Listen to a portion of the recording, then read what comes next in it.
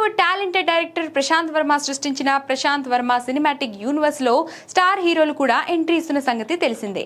హనుమాన్ సినిమాతో మొదలైన యూనివర్స్ లో ఇప్పటికే జై హనుమాన్ తో రిషబ్ శెట్టి ఎంట్రీ ఇచ్చేశాడు. ఇప్పుడు ప్రభాస్ కూడా అడుగు పెట్టబోతున్నాడనే న్యూస్ వినిపిస్తుంది. వాస్తవానికి ప్రశాంత్ వర్మతో ప్రభాస్ బ్రహ్మరాక్షస్ అనే సినిమా చేయబోతున్నట్లుగా టాక్ ఉంది. అయితే ఇప్పుడు బ్రహ్మరాక్షస్ కాస్త ముందే థియేటర్లకు రాబోతున్నట్లుగా తెలుస్తుంది. ప్రభాస్ పూర్తి స్థాయిలో బ్రహ్మరాక్షస్ సినిమా చేయకముందే ఈ పాత్రను ప్రేక్షకులకు పరిచయం చేసేందుకు ప్రశాంత్ వర్మ ఒక మాస్టర్ ప్లాన్ చేశాడట. ప్రస్తుతం పీవీసీయూలో భాగంగా మహాకాళి అనే సినిమా చేస్తున్నాడు ప్రశాంత్ వర్మ.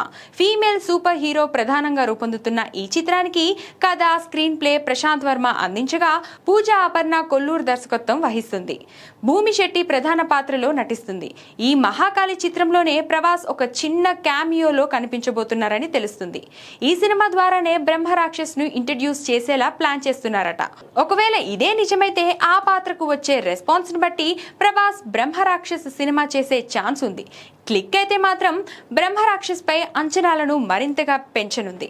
అన్నట్లు బ్రహ్మరాక్షస్ పాత్ర నెగిటివ్ షేడ్స్ ఉన్న ఒక శక్తివంతమైన రోల్ అని సినిమాటిక్ యూనివర్స్ లో ఇది ఒక కీలకమైన మలుపుగా నిలవనుందని ఇండస్ట్రీ టాక్.